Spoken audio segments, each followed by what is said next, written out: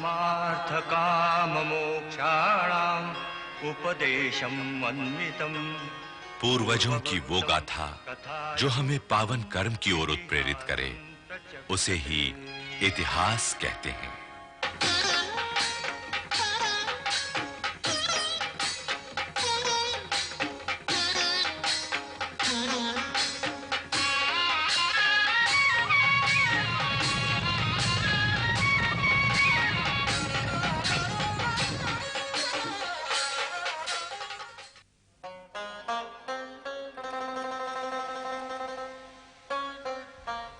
पश्चिम भारत, बंबई से 235 किलोमीटर दूर 14वीं-15वीं शताब्दी में उत्तरी पूर्वी अफ्रीका से आए हबशियों के शौर्य और निर्माण कौशल का अजर अमर प्रतीक बना विशाल अरब सागर के बीचों बीच स्थिर खड़ा है जंजीरा का किला। कभी यह मात्र एक टापू था, एक जजीरा, जहां नाविकों के लिए एक दीप स्तंभ था, स्थानीय कोली समुदाय का आश्रय स्थल।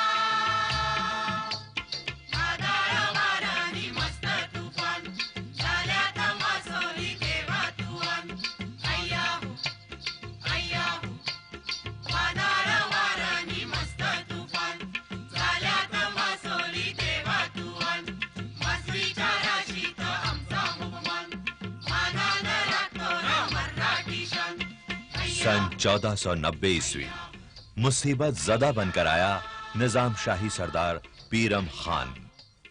कौन हो तुम? तिजारत करते हैं। पूरब में दरिया के तूफान में हमारा जहाज फंस गया। हम रास्ता भटक गए।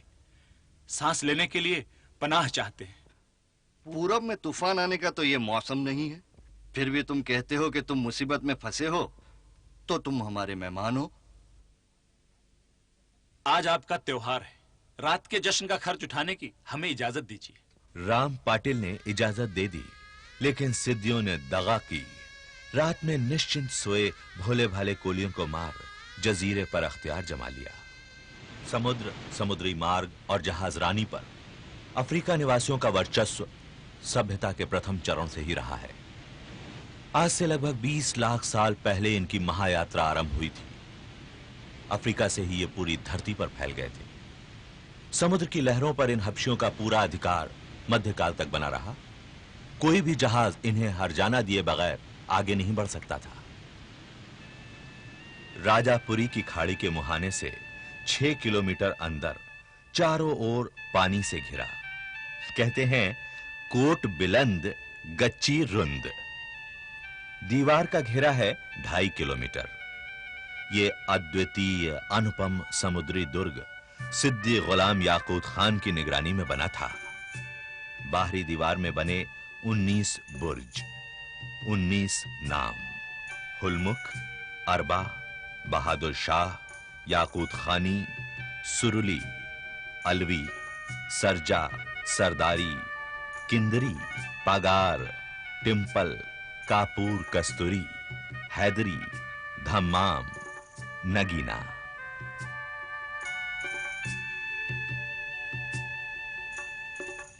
सूरज की पहली रोशनी मुख्य दरवाजे पर पड़ती थी।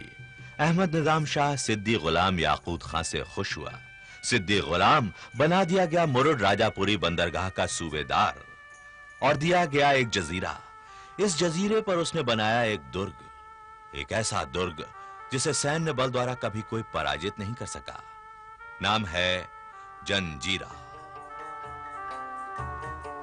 दरवाजे की ईरानी गुंबदनुमा छत और पत्थर की दीवार पर हुकूमत और ताकत के निशान। पत्थरों के जोड़ को मजबूत बनाने के लिए बीच में छेद कर पिघला शीशा डाला गया था। अंदर प्रवेश के लिए सुरक्षित दोहरा दरवाजा बाहरी दीवार से लगे चारों ओर के कक्ष सिपाहियों पहरेदारों के लिए और इनके ऊपर का परकोटा निगरानी के लिए, आक्रमण के लिए। महाद्वार से अंदर आने पर मिलते हैं दो दरवाजे, एक उपद्वार और एक मुख्य द्वार। इनसे होकर ही दुर्ग में प्रवेश किया जा सकता है। और यह है पंचायतन पीर की दरगाह। पूरब से आया है क्योंकि राम पंचायतन। यह दरगाह यहां दुर्ग बनने से पहले ही थी। बाद में इसे नाम दिया गया पांच पीर बाबा की दरगाह। सिपाहियों के लिए उपद्वार। 50 से 60 फीट ऊंचे इन बुर्जों पर ये रोमानी झरोखे नहीं, आग उगलने वाली तोपों के लिए बनाई खास खिड़कियां हैं। महाद्वार की सुरक्षा के लिए दो बुर्ज हैं। इस उत्तरी बुर्ज पर है किले की सबसे बड़ी, सबसे भारी तोप किलार बांगड़ी। इसका वजन है 15 टन और यह है चावड़ी तोप। उसके साथ है लांडा कासम। इसके अलावा दुर्ग में 68 और भी तोपें हैं। कहते हैं कभी इस दुर्ग में 572 तोपें थीं। कुछ तोपें बाहर से भी आई थीं, लेकिन लोहे की तोपें यहीं बनी थीं। 70 मीटर ऊंचे बाला किले की हिफाजत के लिए चारों ओर 4 तोपें रखी गई थीं। बाला किले के ऊपर से चारों ओर सिर्फ बाहरी नहीं, किले के अंदर की हर हरकत पर नजर रखी जा सकती थी। हर तबके के लोगों के लिए इस दुर्ग में अलग अलग 5 मस्जिदें बनवाई गई थीं। यह है जामा मस्जिद। जामा मस्जिद का भीतरी हिस्सा सानुपातिक मेहराब और खंभे, खूबसूरती भी शांति भी। 1636 ईस्वी मुगलों ने निजाम शाही से किला छीन लिया और फिर सुलहनामे के करार के मुताबिक जजीरे का यह किला मुगलिया सल्तनत की ओर से हम आपके सुपुर्द करते हैं। बीजापुर सुल्तान मोहम्मद आदिल शाह की तरफ से इकरारनामे के तहत इस सूबे की बागडोर की सुपुर्दगी पर हम आपका एहतराम करते हैं। दो सल्तनतों की दोस्ती के इस मुबारक मौके पर आदिल शाही के बहरे नायब सिद्दी यूसुफ को डांडा राजपुरी सूबे का सूबेदार बनाने का ऐलान हम सल्तनत आदिल शाही की तरफ से करते हैं। इस इनायत और कद्र शनासी के लिए हम अपने सुल्तान के शुक्रगुजार हैं और हलफ उठा उन्हें एक बार फिर यकीन दिलाते हैं कि जब तक हमारी रगों में खून का एक भी कतरा मौजूद होगा, सल्तनत के समंदर पर आदिल शाही परचम को कभी झुकने नहीं देंगे। मुगलिया सल्तनत और आदिल शाही के समझौते की वजह से इलाके में शांति आई। किले की मरम्मत करवाई गई। पश्चिम की ओर का परकोटा, अनाज रखने के लिए गोदाम, बीच में रास्ता और फिर सिपाहियों के रहने की कोठरियां। बुर्ज के नीचे बनी मधुमक्खी के छत्ते की तरह एक भूल भुलैया। सन 1670 ईस्वी किलेदार था सिद्दी फतेह खान।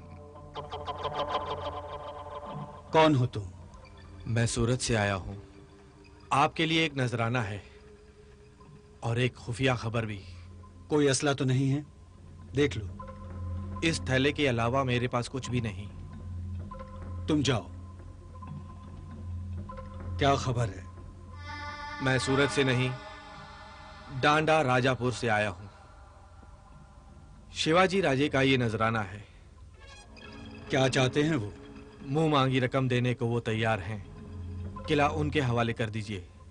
सिर्फ नकद देने की बात कही है? नहीं, जागीर में वतन का वादा भी है। यकीन मैं उस वक्त करूंगा जब मुझे 1 लाख सोने की मोहरें मिल जाएं और चाकण के वतन का फरमान। कल शाम तक ये आपको पहुंचा दिया जाएगा। अगर ये कल शाम तक हो गया तो शिवाजी राजे का झंडा यहां लहरा सकेगा। नहीं, मराठों का परचम यहां कभी नहीं लहराएगा। ये सुल्तान आदिल शाह के साथ गद्दारी है। गद्दारी नहीं है दोस्त। 15 सालों से मैं यहाँ का फौजदार हूँ, किलेदार हूँ। दिलेरी से हर मराठा यलगार का सामना किया है। मगर जब कभी हमने आदिल शाही सल्तनत से कोई भी मदद मांगी, हमें नहीं मिली। मराठों की गोलाबारी हफ्ते भर यहां और चली तो हमें न खाना मिलेगा न पानी। खाना मिलेगा या नहीं मिलेगा, सल्तनत से मदद आएगी या नहीं आएगी, कल को हम जिंदा रहेंगे या मारे जाएंगे, इन सब सवालों पर कोई भी एक आदमी कैसे फैसला कर सकता है? आपने हमारी राय ली? अगर आपने हमारी राय ली होती तो हो सकता था हम आपकी दलीलों पर गौर करने के बाद यही कहते कि इज्जत के साथ मराठों से सुलह कर ली जाए।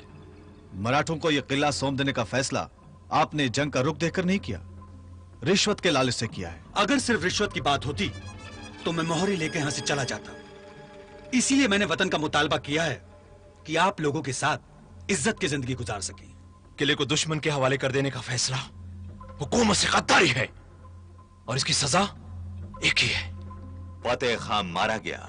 संभल खां को सभी सिद्दियों ने अपना सरदार चुना। सल्तनत से वफादारी की फिर से कस्में खाई गई। पीने के पानी के लिए दोनों तालाब ठीक करवाए गए, मगर खाली गोदाम, मराठा आक्रमण और बीजापुर की चुप्पी से संभल खां परेशान हो गया। सन 1671 ईस्वी। बीजापुर से कोई खबर नहीं आई, मगर मुगलिया सूबेदार खान जहान के पास से यह सिक्का आया है। क्या है यह सिक्का? आप सबों ने मिलकर मुझे किलेदार का ओहदा दिया, इसलिए कोई भी फैसला मैं खुद से करना नहीं चाहता। आप सभी सुनिए और अपनी राय जाहिर कीजिए, लेकिन एक बात याद रखिए कि हम भी कभी बीजापुर के वफादार थे, लेकिन हद हो गई। आदिल शाही ने हमें जरूरत के वक्त छोड़ दिया है। उन्हें हमारे जीने मरने की कोई परवाह नहीं है। खैरियत खान, यह सिक्का सबको सुना दिया जाए। बनाम औरंगजेब बादशाह आलमगीर मिन जानिब सूबेदार खान जहां, अगर संभल खां हुकूमत मुगलिया की अतात में अपने सरदारों और सिपाहियों के कबूल कर ले तो उसे माकुल खां के खिताब और सूरत में 3 लाख की जागीरदारी अता की जाएगी और हुकूमत मुगलिया के बहरे बेड़े का अमीरुल बहर मुकर्रर किया जाएगा। कासिम खां को किलेदारी जंजीरा नामजद किया जाएगा और खैरियत खां को डांडा राजपुरी की सूबेदारी अता की जाएगी। इस पेशकश को कबूल कर लेने के बाद फौजी कुमुक और माली इमदाद 8 पैर के अंदर रवाना कर दी जाएगी। आप लोग पूरे गौर खौस के बाद अपना इंदिया जाहिर करें, राय दीजिए। आज हमारी कश्ती तूफान में फंस गई है। अगर अल्लाह के फजलो करम से हिंदुस्तान की इतनी बड़ी ताकत हमारी मदद पर आमादा हो रही है तो इसे नजरअंदाज करना मुनासिब नहीं होगा। आप क्या कहते हैं खैरियत खान? सिद्दियों की फलाह मुगलिया सल्तनत की मातहती कबूल कर लेने में ही है। 2 रोज बाद माह कामिल की शब है। मराठे उस रात होली का जश्न मनाते हैं। समंदर की जानिब से हमारी यूरिश होगी और अकब से आएगा मुगलों का लश्कर। सिद्दियों के मुस्तकबिल का फैसला उसी शब होगा। मुस्तकबिल का फैसला हुआ। असावधान मराठे मारे गए। पूरे राजापुरी पर सिद्दियों का अधिकार हो गया। मुगलिया परचम लहराया। मगर कुछ ही अरसे बाद मुगलिया सल्तनत को सिद्दी संबल पर शक हो गया। उससे उसका ओहदा छीन लिया गया। सन 1674 ईस्वी। हमने बहुत कोशिश की संभल खां कि मुगलिया सल्तनत आपको माफ कर दे और आपका ओहदा बहाल हो, मगर अंग्रेजों और पुर्तगालियों के समझाने पर भी उन्होंने हकीकत तस्लीम करने से इनकार कर दिया। हम क्या कर सकते हैं? आपने हमारे लिए इतनी जहमत उठाई, शुक्रगुजार हैं शिवाजी राजे। दरअसल जब एक बार हमारी वफादारी को शक की निगाह से देखा गया तो हमें इंसाफ के लिए फरियाद करनी ही नहीं चाहिए थी। हमें तो लगता है कि मुगलिया सल्तनत ने आपको सिर्फ इसलिए सजा दी कि उन्हें शक था कि आप समुद्री ताकत के बल पर उनके लिए कभी भी खतरा बन सकते थे। मुगलों को अपने इस गलत फैसले पर एक दिन अफसोस करना पड़ेगा। अब हमारे लिए क्या हुक्म है शिवाजी राजे? हमने तो पहले ही दिन कहा था कि हमारे स्वराज में आपके लिए वतन भी होगा और ओहदा भी। आपने हम पर इतना एतमाद किया, गर्दिश के वक्त सहारा दिया, तो आज हम भी एक सच्चे सिद्दी की तरह ईमान की कसम खाकर वफादारी का वादा करते हैं। मराठा फौज के पैदल और घुड़सवार दस्ते चुस्त हैं, लेकिन आपको मालूम है कि हमारा समुद्री बेड़ा कमजोर है। अब आपकी जिम्मेदारी है कि मराठा बहरिया को इतना ताकतवर बना दें कि पश्चिम से आने वाले किसी भी समुद्री आक्रमण का सामना हम बेखौफ कर सकें। वैसा ही होगा शिवाजी राजे। शिवाजी महाराज इसे मराठा स्वराज का अंग बनाने के लिए लगातार 9 साल तक कोशिश करते रहे। ना दुर्ग हारा, ना शिवाजी महाराज हारे। अपनी स्वतंत्र सत्ता बनाए, यहीं खड़ा रह गया दुर्ग। एक नया सपना संजोए शिवाजी महाराज ने सिंधु दुर्ग की नींव डाली। महाराष्ट्र का एकमात्र ऐसा दुर्ग जिसे पूरी तरह छत्रपति शिवाजी महाराज ने बनवाया था। छत्रपति की सामरिक दूरदृष्टि का परिचायक सिंधु दुर्ग, हिंदवी स्वराज के समुद्री तट का एक शक्तिशाली प्रतिरक्षक सिंधु दुर्ग, मालवण और कोंकण का गौरव सिंधु दुर्ग। प्रभुता की होड़ में दुर्ग तो बना, मगर जंजीरा के स्थापत्य का मुकाबला संसार का कोई भी और समुद्री दुर्ग कभी भी नहीं कर सका। जंजीरा के किले का चोर दरवाजा, गुप्त दरवाजा, आकस्मिक सहसा पलायन के लिए एक हिफाजती उपाय, और यहां रहती थीं किले के सरदार की बेगमें। शीश महल, कहकहे, अटखेलियां, जिंदगी के हर रंग की नुमाइश, जहां कभी राजपुरुष का थका हारा जिस्म पनाह लेता था, जहां उसके जख्मों पर मरहम लगाया जाता था, नई जिंदगी का नया सपना अंगड़ाई लेता था। छत्रपति शिवाजी की मृत्यु के बाद सिद्धियों ने किनारे के इलाकों को लूटना रौंदना शुरू कर दिया। संभाजी राजे को शीघ्र ही जंजीरा को अपना पहला निशाना बनाना पड़ा। सन 1682 ईस्वी। दादाजी, 30 दिन हो गए, हमारे घेरे का उन पर कोई असर नहीं हुआ। रसद इनको कहां से मिलती है? रसद इनको सूरज से मिलती है, और वो भी किनारे से नहीं, समुद्र से आती। बीच समुद्र में खड़ा यह दुर्ग हिंदवी स्वराज्य के लिए एक चुनौती है दादाजी, और इस विजय को प्राप्त करने के लिए मुझे एक ही रास्ता दिखाई पड़ रहा है। कौन सा रास्ता है वो?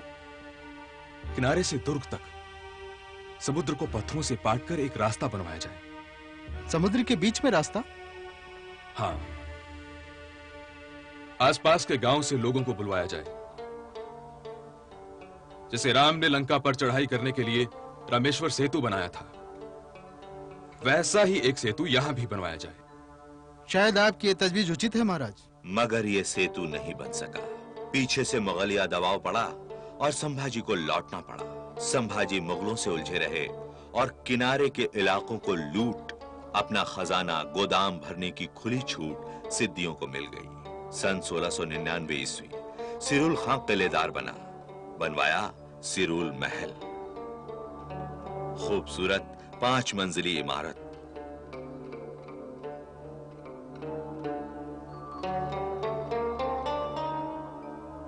बीच समंदर में दास्ताने अरब के एक वर्क से उभरता परिस्तान।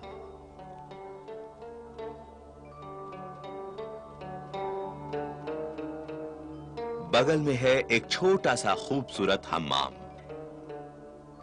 पत्थर की ये सीढ़ियां धीरे धीरे उठती हुई मुड़ती हुई बाला किले की ओर ले जाती हैं। सन 1713 ईस्वी में एक बार फिर जब महाराष्ट्र के पहले पेशवा बालाजी विश्वनाथ ने कान्होजी आंग्रिया की मदद से जंजीरा पर आक्रमण किया, तो बाला किले की सबसे ऊपर रखी चारों ओर घूमने वाली तोप से मुकाबला करने की कोशिश सिद्दी सिरुल खां ने की, मगर किलेदार सिरुल खां जंजीरों में जकड़ा है पेशवा। जंजीरा का दुर्ग अब आपका हुआ। छत्रपति शिवाजी महाराज ने शुरू किया था ये सफर, आज पहुंचे हैं मुकाम पर। मराठा साम्राज्य के लिए आज का दिन एक खास अहमियत रखेगा। इतिहास में आज की विजय आपके नाम के सामने स्वर्णाक्षरों में लिखी जाएगी पेशवा। यहां तक लाने की जिम्मेदारी हमारी थी। आज से मैं मुक्त हुआ। हमारा इनाम? वादे के मुताबिक तुम्हारा इनाम तुम्हें जरूर मिलेगा कान्हो जी। पहले सिरुल खां का इंतजाम किया जाए। अब तो वो आपके हाथों में है। आपकी ख्वाहिश, उसकी जिंदगी। फौजदार सिरुल खान का आदाब कबूल कीजिए पेशवा। अब तुम फौजदार नहीं रहे सिरुल खान। कान्हो जी ने जंजीरों में जकड़ दिया है, इसलिए कैदी जरूर हूं, मगर मेरे बादशाह ने मुझसे फौजदारी वापस नहीं ली है। सिरुल खान, तुम जानते हो कि मेरे एक इशारे पर तुम्हारी फौजदारी तो क्या, तुम्हारी जान भी जा सकती है। फिर हार जाने के बाद इतनी अकड़ कैसी? अकड़ मेरी फौजदारी की नहीं, अकड़ है मेरे सिद्धि होने की। सिद्धियों ने इतने साल इस किले को बचाकर रखा। आज आप इस किले में आ गए हैं तो मैं चाहता हूं लोग यही कहें कि आपने किला फतेह किया, सिद्धियों को फतेह नहीं किया। मैं तुम्हारी बहादुरी की दाद देता हूं। पेशवाई की खिदमत करोगे? अगर इज्जत मिलेगी तो खिदमत करने में कोई उज्र नहीं। तो आज से पेशवाओं की ओर से इस किले का किलेदार तुम्हें बनाया जाता है। वाह, शिकस्त का मौका, मुबारकबाद का समा। सन 1734 ईस्वी तक सिरुल खां यहां का किलेदार रहा, मगर उसका इंतकाल हुआ और उसके बाद जंजीरा का यह किला सिर्फ घरेलू फसादात और आपसी झगड़ों का मरकज बनकर रह गया। धीरे धीरे जंजीरा के किले की शान शौकत मध्यम पड़ने लगी। जंजीरा का किला हीरे की तरह बीच समंदर में सालों साल चमकता रहा था, मगर पुर्तगाली और अंग्रेजी समुद्री ताकतों के उभरते ही यह किला तारीख के पन्नों में धीरे धीरे ठहर के रह गया।